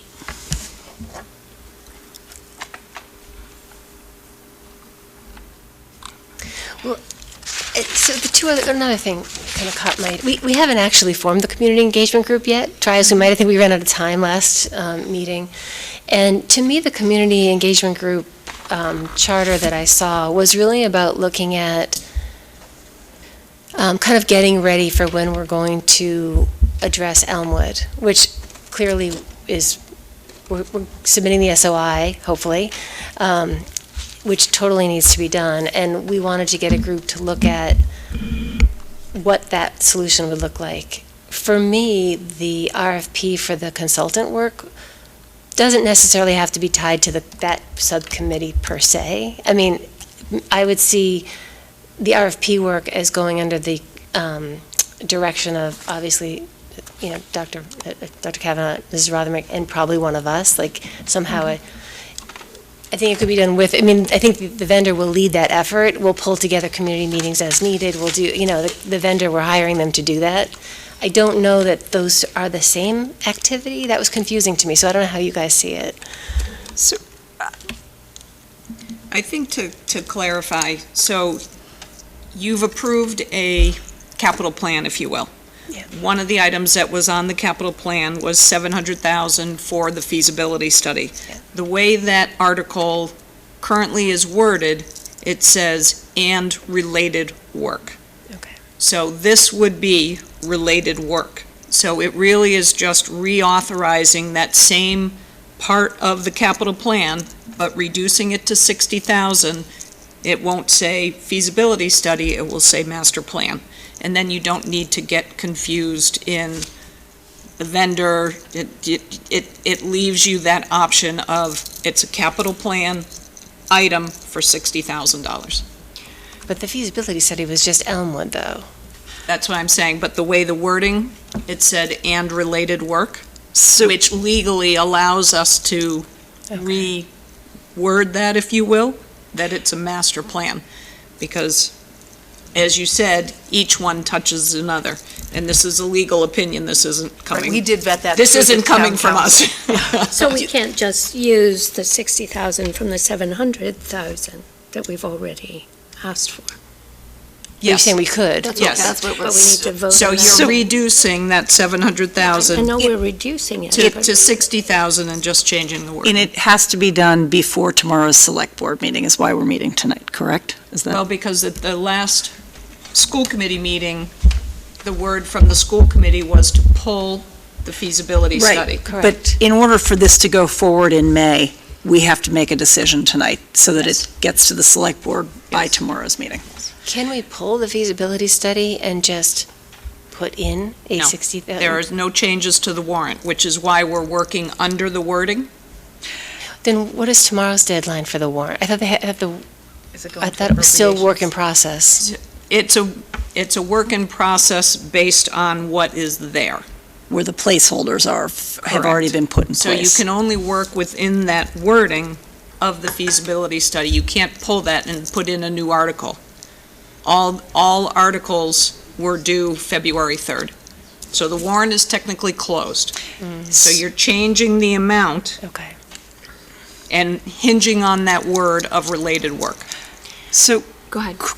could we, to fall within the scope of that, would we be able to remove the end of it where it says the single elementary school and instead insert to lead the community in a discourse about the creation of a master plan in response to enrollment increases in the Hopkinton Public Schools? And we could even, if you were more comfortable, Amanda, with the community engagement group, change that also from elementary school to just master plan. To master planning, yeah. And then if the vendor had this group of people here Yeah. to help facilitate that discussion, it wouldn't just be about Elmwood, it would be, That would make me feel a lot better, Okay. because I think, for me personally, I'm just one of us, but I still am wrestling with, I mean, what if we only had, for the next 10 years, if we could only spend, $80 million, and we have 5 schools that have red and yellow all over the place, I'm just a little bit not sure what I would do first. Like, Right. what is it, if we options could open. broaden it, I think it would, and see what we produce out of this study, I think that would be great. And I think that this will allow us, going through this process, to speak with some authority about what not only the community wants, Yes. but also what's feasible and what's realistic within the amount of money that we're able to carry as a town. Yeah, And really, it does talk about elementary schools only because when we originally started with the criteria working group, that was only in regard to the SOI for Elmwood. Right. So this thing has very much evolved, and I'm pleased to see the direction it's gone. Yeah, no, I think this is great. Yeah. So, now here's another question. We're doing the SOI for Elmwood, right? So do we need any focused, is there a time crunch on getting some more specificity for that? Like, do we need that Elmwood group specifically right now for anything that's time sensitive? You don't, because Okay. MSBA will come in and take a look at that whole thing, and, MSBA might say, sure, we'll do a 2 to 5 school, or they might say, we'll only do a 2 to 3 school. And, Okay. You also have to get the entire community to vote that, yes, this is something that we're all willing to get behind. Okay. So there are a lot of steps before we can get that far. So Nancy, what did you have for the motion? So what I had here roughly was to make the motion, move to authorize a request for proposal for a vendor to lead the community in discourse about the creation of a master plan for the schools in response to student enrollment increases in the town of Hopkinton. Does that sound good to you? Is the wording? Yeah, it sounds good. We can change it too, it doesn't have to I think be it that. sounds good. I guess I'm asking you guys if it sounds good to you, because you had kind of a set of drivers. Student enrollment growth is a key one, Yep. obviously. There were a set of drivers. I only said that because of what was on here. Yeah. I'm willing to modify that. Maybe, and other That's- drivers. I and mean, just other because we drivers. have buildings that are in need of repair, we have, I think it other- makes sense to just leave it open-ended and Yeah. see So, what yeah. emerges as the most needy area. I think so. Yeah. So do we want to strike that entire sentence, that entire part in response to student enrollment increases in the town of Hopkinton? Or do we want to say in response to student enrollment in other, I don't know what And other the, drivers, I think, or. in other drivers? So It's a in small response to point. student enrollment increases and other, Impacts on school buildings and other, I don't know. I think other drivers gives it what it needs. Okay. I mean, I know you're uncomfortable with having a third, I get your, No, But- I'm not uncomfortable with having a third-party vendor. I'm just uncomfortable with $60,000, especially when, I initially heard that we were going to do this with DRA yes. because they were objective. So this is news to me that it's not, that vendor. do you feel better with it not necessarily being DRA, or are you still holding? No, I know we need some assistance. I'm hesitant about $60,000. I was so relieved when the $700,000 was disbanded. But I also care a lot about language, and hiring someone to lead the community in discourse troubles me. And it's okay if it doesn't trouble you. I mean, I'm usually so agreeable. Once in a while, I can just not be. Well, but So go ahead and vote. But you're also great with words. Do you have better words that you think would be? To participate with the community in discourse. But I don't need them to lead our town conversations, especially because they potentially might be the ones we pay gazillions of dollars to. Do you see it as more of a facilitation? I do. That's what the word I used earlier. Let's have I guess a that's how I'm facilitator. thinking of it, is facilitating. But So I'm a little worried about, paying these people, and then, because we like them, then we use them. So do you want to nix the word lead and put in facilitate? To facilitate a discourse in the community about the building of See, the thing for me, as a former consultant, I'll just say, I love that the appeal to me is that we bring in somebody who's professional, who knows how to do this, and they're going to get it done, and we can hold them accountable to getting it done in 4 months or 6 months or whatever, and the impetus is on them to ensure that we've had the appropriate conversations. Them leading, to me, is what we need, because we all have day jobs. I think this is why we bring them in, because this is a big effort, and I like the idea if they're good, they've done this before, that they will get it done and get it done right, and where we might forget to include a sector of the community, or we might not think about a transportation issue, or whatever we might be limited in our own mindset and might not bring to the party, they will presumably have the experience to lead and make sure they get it done. So I like that, because I don't know, we're not going to lead it, and I know Dr. Kavanaugh's pretty busy, and I think we're all involved. We'll have chair people, but knowing that they're going to get it done is comforting to me.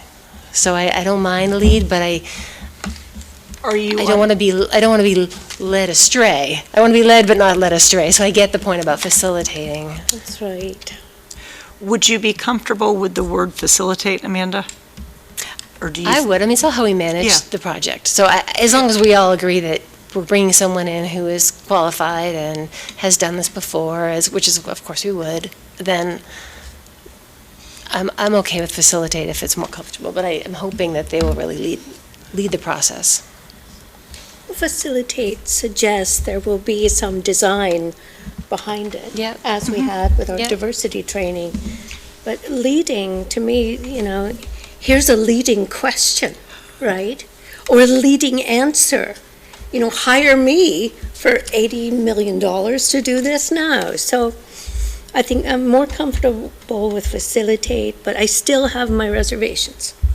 But that's okay. I loved all your arguments. They were fantastic. They were pronounced in such a calm and tranquil tone, but I don't feel tranquil about $60,000. C'est la vie, let's vote. So then I'm going to read what I think we have as a motion, and please jump in if not. That I seek a motion to move to authorize a request for proposal for a vendor to facilitate a discourse in the community about the creation of a master plan for the schools in response to student enrollment increases and other drivers in the town of Hopkinton. Does that capture our conversation? I believe it does. Okay, so I would seek that it's on the motion. board. Just one question for clarification. Again, I have such limited experience, only being on school committee for a year and a half, but with the website subcommittee, I think in the charter we put specifics about, I think we might have put in checkpoints. I'm not sure. I feel like there were some specifics about which would had us bring the vendors back to the group and whatever. When we talk about forming the subcommittee, is that when we would put in something like the school committee would like to approve maybe the RFP or maybe approve the vendor or whatever, wherever we want to insert ourselves? Is that where we put that? That's what my feeling would be. What I don't know about the rest of, and at that point, we also will have the benefit of having our chair with us as well to Yes, okay. express herself into that. Yeah. Because I do think what checkpoints we want along the way is Yeah. a good discussion to have. And it alerts the community too, to when they can check in to hear the checkpoints. I see an eager audience member. Mr. Markey? Hi, thank you. I just had a suggestion. I think the statement on the board behind me is really weak. I think we need to be explicit about what we expect out of this. If we're just facilitating discourse, we might not have any firm recommendation, certainly not a decision, maybe not any recommendation. We're just facilitating discourse. So I think what you're talking about wanting is good, but I don't think it's reflected in this statement right now. Now, I would also recommend firmer words than facilitate. I guess if we put some words in about the output being a set of recommendations and a quantity of the set that you expect, or a set of recommendations and a preferred alternative, that might make it less relevant whether we're saying facilitate or lead. But I think we need to be clear about what the output of this discussion would be. So all Also, of that- once we get this placeholder funding in place, knowing that it might not pass, right, or it might not make it through, we certainly have leverage with DRA. They make millions on these projects once they get the contract in the end. So there is leverage to go and back to them and say, look, you did a good job on this piece of it. It was scoped such and such. Now we have this other piece that's outside that scope. But they know there's future potential business in the town, and that ultimately we're going to choose somebody who's most familiar with what our issues are. So we have leverage to go back to them and ask, as Meg was suggesting earlier, for doing this at a lower price than the 60. Those are my thoughts. Thank you. Thank you. Okay, sure. I think some of Joe's thoughts are incorporated into the memorandum too, which maybe they need to be in the motion, I don't know, but the memorandum speaks to the recommendations and to what needs to be reviewed, and so I think if you want to put it in there, it's fine. Well, see, Part of me wonders if that memo should hold till next Thursday, because I don't think that the memo is where you want it to be. Right, I think that, I don't know, I think we should hold the money. I don't know where the $60,000 figure came from, because we paid $38,000 for the capacity study, and I don't know if man-hours wise, this is a lot more work, a lot less work. I'm a little unclear on the $60,000, except I'm happy that it pushes it into the mandatory RFP for purchasing, because it's over 50, right? So I think I'm happy that we have to put it out to bid, but I'm not clear where it came from. But I would like very much for school committee to see the RFP before it goes out, to make sure that we're getting out of the project what it is that we think the community, to Joe's point, I think we need to be clear on the deliverables, and I don't know if we need to get that clarity to hold the money in the warrant. Like, I think we have an intention to use it for a study for the warrant. I don't know if that's vague enough. I don't know how detailed we have to be. But when we actually define this project, we have to get clear, because we don't want to waste the money. It is money that we need specific output. We need to know, the community needs to know that a broad swath of options were considered, that all those factors you had up on the other slide were considered, and that there was strong rationale for whatever final recommendation there is. The community's going to need that. So I don't know what we need to hold the money, and I don't know what we need to define the subcommittee and what goes in the RFP. Those are like three different things for me. Would the motion not appear more responsible were we to incorporate the language Mr. Markey suggested, that, we move to ask the selected vendor to provide a comprehensive report, including ... Just so it seems like we know what we're asking for, instead of come in, lead us down the garden path. I think that would be an appropriate thing to add in. What are your thoughts on how specific we can be at this point? Well, I do like language such as comprehensive report. I'm a little bit leery of a preferred course of action, because I guess I worry that in 2020, it would be very difficult to know where we would want to be entirely in 2030. So if in 2020 we said, well, gosh, we only have $80 million, and this is as far as we can go, 5 years from now, you may have another $80 million and want to take whatever that preferred course of action is and change it. So there's got to be something in there that gives the school committee, because we keep saying the truth at the time, but whatever is happening at the time, so that it's just not so carved in stone that a school committee 5 years from now couldn't alter that plan in some way if student enrollment changed, or drivers changed, or finances changed, or student profile changed. And I think one of the original purposes was to figure out which of the options that, were presented as ideas, or if there are any other alternatives, would be, viable options, and which ones the community likes. So I don't know that you want one preferred option. Maybe you do, but maybe you want to be able to present a couple of options and let the community decide which one they like. Because if you've got a working group that's consisted of 20 people, and you've got 13,000 people who want to vote and decide where their money's going to go, I think you need to present a couple of options and say, here are 3 ideas that could work. Here's how much this one's going to cost, here's how much this one's going to cost, here's how much this one's going to cost. Which one do you like? We got to pick one, but which one do you like? So I think limiting it in terms of a preferred direction, but it might not be the right, but at least producing at least 2, because you don't want one. You want at least 2, or 2 or more viable options for reconfiguration of the Hopkinton Public Schools. So, Well, we already have 2. Right. yes, but Right. so how But about we adding? don't- We would want more. Right. And we don't know if those are, well, I guess DRA says they're viable, Yeah. right?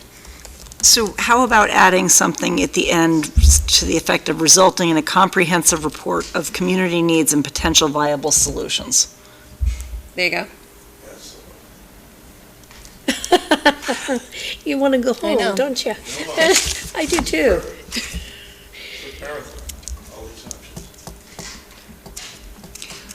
Reconfiguration does make me a little bit nervous, It implies something. because it implies a solution that we don't know. We want the vendor to create, this thing is called, it's a master plan for our educational campus. That's what we want the vendor to recommend.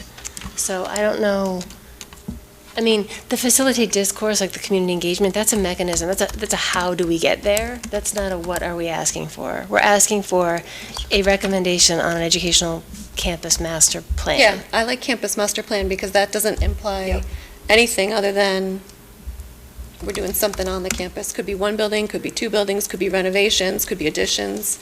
It doesn't imply. And I absolutely agree, that it's a living, life changes along the way, so it's definitely, just because we get this master plan and it makes sense in 2020, and it gives us a place to start, from this plan that we buy into, we do X project first, confidently.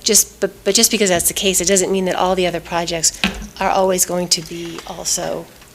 So that's a question. Do we want to put campus buildings? Because do all of those other capital projects, those aren't part of this, or are they? I think it's a campus plan because we talk about parking, we talk about transportation. I worry about the loop road having no other access. Do you want to go down the rabbit hole of like the track, the fields? I think we have to, because if we, right now, we have a spending. I don't know the limitations. Are there limitations on this or no? Are we limited to building because of the MSBA? I don't know about the MSBA piece, but I do think that there are people in the town who would react differently to a conversation that was including something about the track as opposed to the needs of the physical buildings. That when I look back to when we did the turf fields, some of the follow-up conversation that has come up since then. But I agree, I wouldn't want to go down the rabbit hole, but I do think, I don't know, we're not talking about this, but if we were, maybe we make it a parking lot. Who knows, and we move it, I don't know, if something came up where there were considering parking and transportation, everything else, and considering the financial commitments that the schools will have to make, we know we have to make in the next 10 years in some degree, those are factors. I mean, and we're talking about like Elmwood needing outdoor recreational space. I mean, the outdoor spaces are part of the educational campus, whether we want to, at the 50,000 foot level, not like whether it's organic turf or grass, or that's like the 2-inch level. We want to stay up at the master plan level. I don't know. So I guess the purpose of the group then, is it about the buildings or is it about the entire It's parking. district? Right. So that's the question. Because this initially was about the configuration of the elementary schools in response to a hopefully approved SOI, right? So we're making it bigger, which I'm not necessarily against, but if you make it bigger, how long will it take us to get what we need for the building, which could potentially be approved in this, you know what I mean? That's what I was asking Dr. Kavanaugh. Do we need, is it two separate things? Like, Maybe- I don't maybe know, it's- because I mean, I think, I mean, for me, I would like to see this very wise consultant come in and say, you know, given all these things we've learned, we know about your growth and your buildings and your traffic and everything else, here are 3 ways that you could unfold a campus plan, build, renovate, whatever, in the next 10 years. You could start with the 2 to 5 school, you could start with the middle school, you could start with Hopkins, which is one that always concerns me for whatever reason, you know, and then you would do this school, and like, you know, based on when we're peaking our enrollments and when we can actually get solutions in place and how much money we have and whether the building's falling apart. Like, I'd like to see them tell me 3 different scenarios on how I can get through the next 10 years. I feel like we're getting into the weeds. That I feel like we want to kind of back up a little bit and kind of Yeah. finish off what we're looking for just for the piece that has to go to the select board. And then revisit this when we come back to look at what the actual community engagement group is going forward with. Does that? Yeah, I like your idea, but I think it's separate from the building. Like, I think the building needs are one thing, and then all those other things are a function of what's going to happen in the building for sure, but are equally important but separate. Yeah. Because we're not going to get money from the state for our parking lot. And we're not going to get money from the state necessarily for, Right. you know, refinishing our track.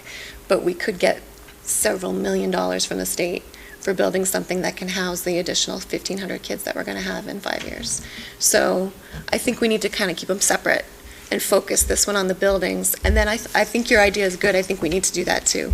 It's really not my idea. I mean, it really came out of the capacity study, because like even when they talk about the 2 to 5 school, one of the nice perks is that we could actually move the buses to that parcel of land and free up parking in the high school area. So Right, it is so there's kind of lots of all moving interrelated, and the fact that like Hopkins doesn't have enough parent parking, and like, I mean, it is kind of all the same discussion, but it is in the weeds, so I don't, you know.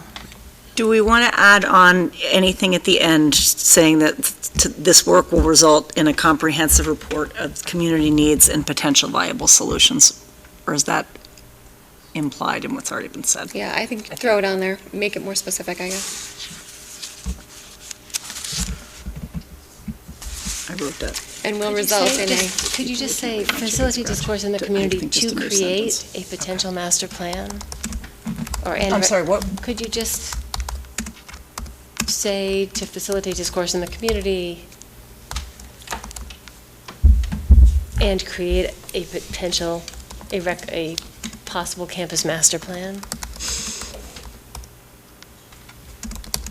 I mean, I think to Joe's point, it's good to say that what we want to get out of it. What we're paying them for.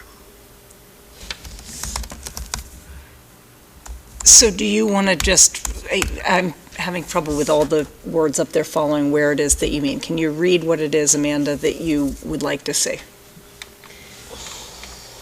You could say, move to authorize a request for proposal, minus the S, I think, for a vendor to facilitate discourse or facilitate, I don't know. to facilitate discourse in the community in order to create a potential. What if we get rid of the word discourse completely and just say community engagement group in the community? Because the discourse piece means Way too chit chat, many and words, we're not yeah. going to do chit chat. We're going to facilitate this Yep. subcommittee of the school committee, and they are going to Yes, that create right there can- a potential master plan, and you're going to get a comprehensive report out of it.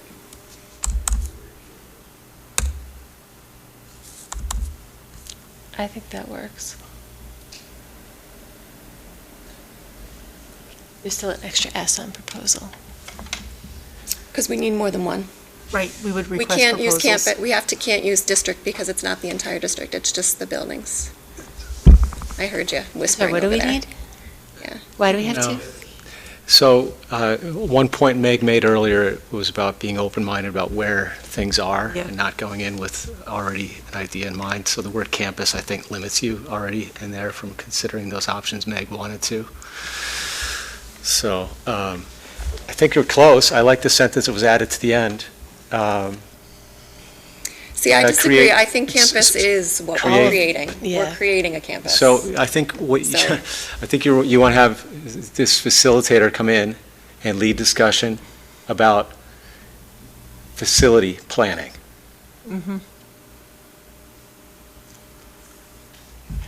So And to me, facility campus doesn't master mean- plan I wouldn't say accomplishes to the same create the thing. potential campus master plans. We're not having a discussion about creating master plans. We're having a discussion about facility planning to address our community needs. So I think you're close.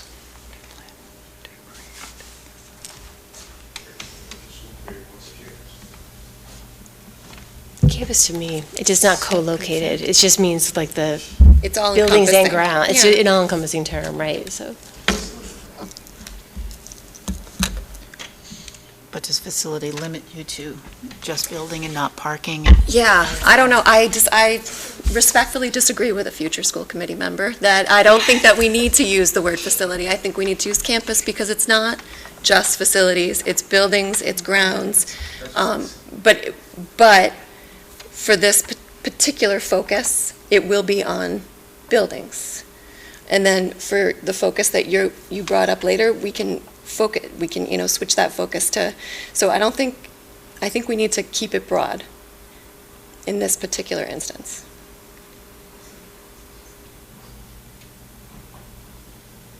Other thoughts? So why do we need many RFPs?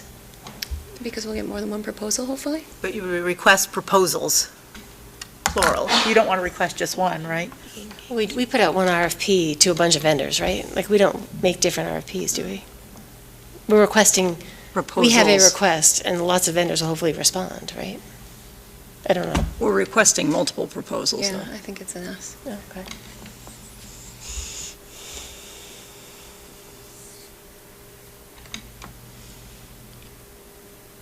I'm confounded by it. I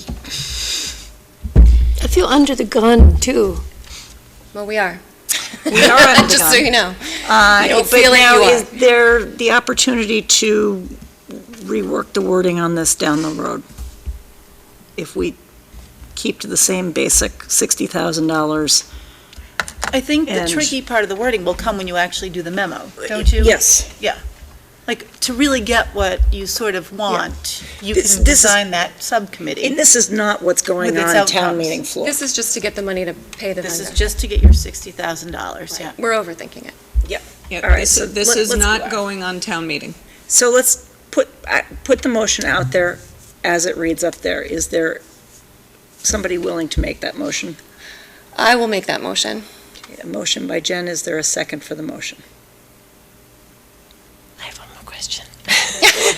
I'm sorry. Are we authorizing putting out a request for proposals, or are we authorizing a project? Like, we're gonna spend the money. We're not just gonna get the proposals, we're gonna actually do the project, right? That's what, I mean, we're Not until town authorizing. meeting says we're gonna. Well, I mean, if they approve the capital budget, then we can do the project. We don't just put out move to authorize a project, I don't know, it's detailed, it's up to you. If this is what you need, I think it works well enough for me, but I think we want to have authorization to do this project, to spend this money and do the work, not just ask for proposals. We actually want to do it, so we're not going to go back after we get the proposals and ask again. So move to authorize a project, or, engage a vendor to facilitate. And we want to. Does it need to specify $60,000 in the motion? Our motion here? Or is that, I think it's helpful. all right, so, Up to $60,000. Not to exceed $60,000? Is that fair, or, yeah? And where did that figure come from? Estimates from vendors. Okay. Good place.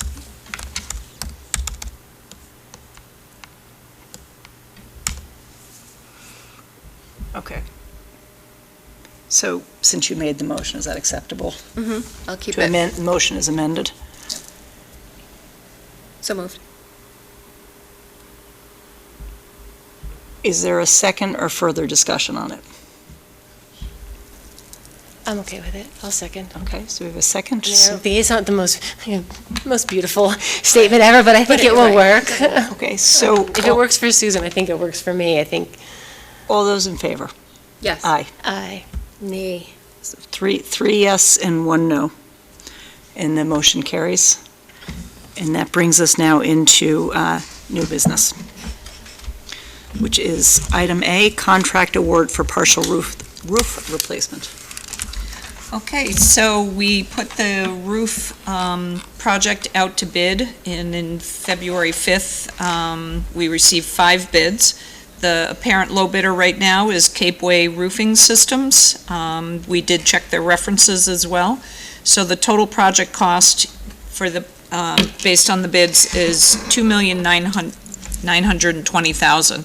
The original estimate that we put on the capital plan was $4 million, and again, that estimate came from vendors looking at the cost of projects of a similar scope during the summer. Keep in mind weather and a lot of things factor into the cost of projects during different times of the year and during different years. So we had a very wet spring. Summer was very busy for roofers. And subsequent to that, we've had very good weather and basically no winter. So everyone really is very caught up, so we feel as though we got some very competitive bids. And so that's the difference between the original estimate to what we were able to receive from the bid. Questions or discussion?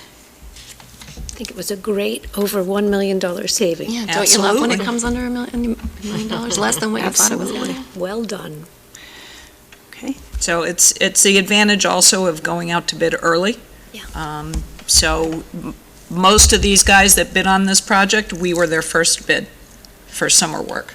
So that's why when Why we we talk pushed about it, yeah. timing is everything. So that was very much an advantage to us.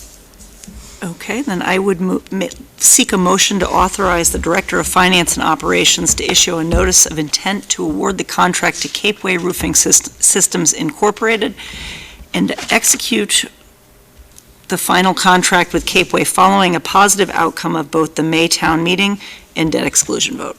So moved. Is there a second? Second. So, motion by Jen, that was you, Amanda, right? Second by Amanda, all those in favor? Yes. Aye. So it's unanimous and so carries. And that brings us down to adjournment. Is there a motion to adjourn? So moved. Motion by Jen. Second. Second by Amanda, all those in favor? Yes. And we are adjourned at 8:55, and our next meeting is this Thursday, February 27th at 7 PM here in the library. Thank you all for tuning in. Have a good night.